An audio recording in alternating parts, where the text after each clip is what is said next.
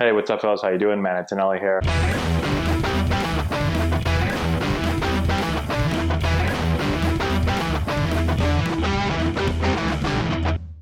Hey, what's going on, guys? How we doing? Matt Antonelli here. Today we're talking about a Major League Baseball offseason. What exactly do you do? How much of it is on your own? How much of it does the team make mandatory, basically tell you what to do? We're going to get into that entire schedule right now. So the offseason really differs depending on if you're a minor leaguer or a major leaguer. Now, I had a couple of off seasons where I was considered a major league player. I finished the season in the big leagues. I also had a couple off seasons where I hadn't finished the prior season in the big leagues, but I was on the 40-man roster, and so those off seasons changed a little bit for me as well.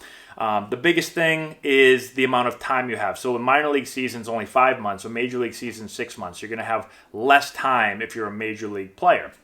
And so typically, when I was in the major leagues, the season ends right at the end of September. And so you're going to have October, November, December, and January. You're going to have basically 4 months as your off season. Usually you're going to report to spring training the first week of February. And so you basically get a full 4 months off. Now, the off season, a lot of things can happen in the off season, okay? First thing is, for me, I had a lot of surgeries during my career, unfortunately. And so I ended up getting surgeries in a couple of my off seasons. And so the first couple months, basically once the season ended, I got surgery. Now, I ended up having like a chronic wrist issue where I basically had like an arthritic wrist. The joint here was kind of messed up, and so I had to get 3 separate surgeries on it in the off season to basically go in, clean it up, and they weren't super serious. The recoveries weren't very long. Typically, I was out for, I was in a cast for like 2 to 3 weeks, and then I would do some rehab for a couple of weeks, and then I could slowly start to work my way back. So you're looking at probably like usually like a 6-week recovery. So that would kind of cut into my off season, almost 2 months, usually a month and a half to 2 months. And so those years, everything got pushed back, unfortunately. But hopefully most players are healthy and don't have to get surgery. But that is definitely an option for certain players, just depending on how the year goes. Okay. Other few things that can happen during the off season is winter ball. Now, some players will go play winter ball. Some guys love going, okay? Usually, I would say it's for younger guys or unproven guys that are just trying to either improve on something, or maybe they're trying to, show the team that they're, worthy of starting or making the team. Usually you won't see veteran players do it a lot, although you will see some guys like Miguel Tejada, I remember, would play every single winter, I think. And there are some big league guys that go down and just love playing year round. And so you can do that. And there's a bunch of different leagues. You can go play in Venezuela. You can play in Dominican. You can play in Mexico. You can play all over the place, really. And these leagues are really, really competitive. Like I said, some leagues have veteran guys that are really, really good. But all the leagues are going to typically have guys that have played at a high level, whether it's the big leagues or a high minor league level. And so really good leagues for guys to go and continue to work on their skills and develop. What else happens? Let's see. The other thing is, a lot of times the off season is kind of on your own. And so the team will give you kind of an idea. They might give you a plan as far as strength and conditioning stuff. This is what we want you to work on, right? We want you to gain weight. We want you to lose weight. We want you to add muscle. We want you to cut fat, whatever it is. And so every player is going to get a little bit of a different plan. But a lot of the stuff in the off season is actually on your own. And so, when players go home, like I would go to Massachusetts and I would spend the entire offseason in Massachusetts, okay? And so I'd have to find a place to work out, right? I'd have to find a place to do my strength training and conditioning work. I'd have to find a place to be able to hit and be able to field and be able to throw. And so luckily I knew people, I knew people that I could get into to either field or hit or throw and all that stuff. But again, you're inside, it's cold, right? And so I would do that. Typically, I would take, again, depending on if I had surgery or not, let's just pretend I didn't have surgery. Usually I would take about a month off of baseball stuff and I would just get right into the weight room, right? Because after a long season, your body kind of gets broken down. I would lose a lot of weight. And so I'd really want to start to put some weight back on and really build my strength up. And so I would get right into to workouts, and I would work out typically 4 or 5 days a week. I had a trainer that I would go see every day. Typically, it'd be in the morning. I'd usually go for about an hour and a half or 2 hours each day. And he would put me through a workout. Basically, we do that all the way through the off season. And it was not abnormal for me to put on, I would say, 20 to 25 pounds in an off season. So usually I would go into spring training around 210 to 215 pounds. And I would exit the season sometimes around 190. So I lost a lot of weight just from the travel. Sometimes you're not able to eat as much, right? You're always doing stuff. You're always practicing. You're always playing. You're always on a plane. So it's just hard to kind of keep your weight on.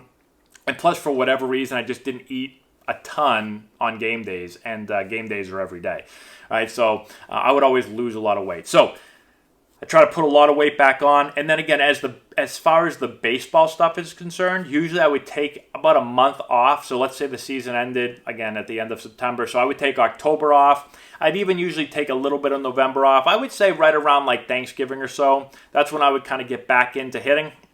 And I would start slow, maybe a couple days a week, and then build my way up. And when you get to January, I'm basically hitting, maybe not every day, but I'm hitting probably 5 times a week, really getting ready for spring training. Because once you get into spring training, it is going to be 7 days a week pretty much. And you've got to get your body accustomed to that. And it does really depend on what happened the year before. So maybe your swing felt absolutely great the year before and you're not going to work on a whole lot of different things. It's more maintenance, so maybe you don't hit as much.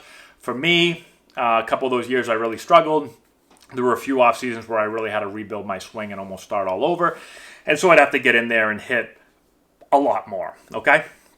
The other thing with off seasons are, depending on the team, like when I was with the Padres, they would have, not the entire team, but they'd have a group of players come out to San Diego, and we would spend like a week out there, and we'd take BP on the field, and we would work with the coaching staff, and we would do, we would get to know the city, especially when I was a young player.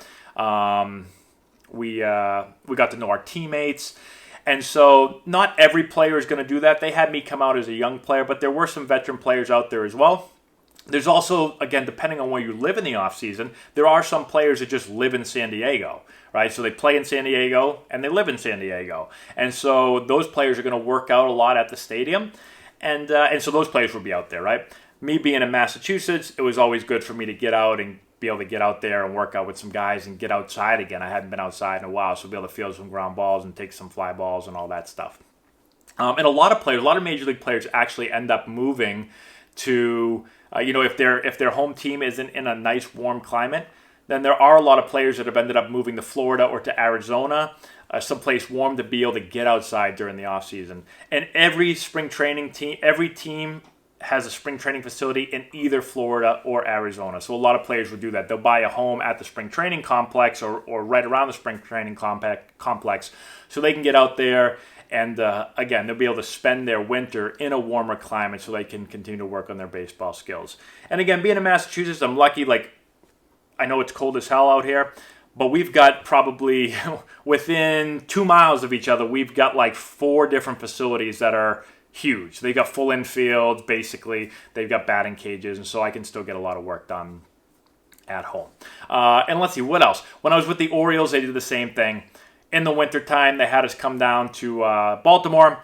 We'd go down, we'd work out with the team. Now, it was pretty cold, so usually you would just go outside and maybe throw real quick, take a couple ground balls if it wasn't too cold, and then we just hit in the batting cages, be able to work out as a team, go through strength and conditioning stuff. And that's not an entire offseason for me. They would just have me come down for like a week or so, and I was only with Baltimore for 1 year, so it was also kind of let me, introduce me to the team, introduce me to the coaching staff, the trainers, and all that. And so it was always good to be able to do that. And I think most teams will do that, especially for young players, have you out for a week or two. And that's basically an off season, right? So it's going to be 4 months. Once spring training starts, pitchers and catchers are going to go out first. And so they'll usually go out right at the beginning of February. And then position players come out usually, they start up like the second week of February. But I would always usually fly out the first week of February just to be able to get out there a little bit early, feel comfortable, get used to the area, And that way, once the full team arrived, I was kind of ready to go and felt comfortable. So that's how a MLB offseason works. Let me know if you have any more questions in the comment section below. If I missed anything, subscribe to the channel, give it a thumbs up, share with all your friends, all that good stuff, and we'll talk to you later.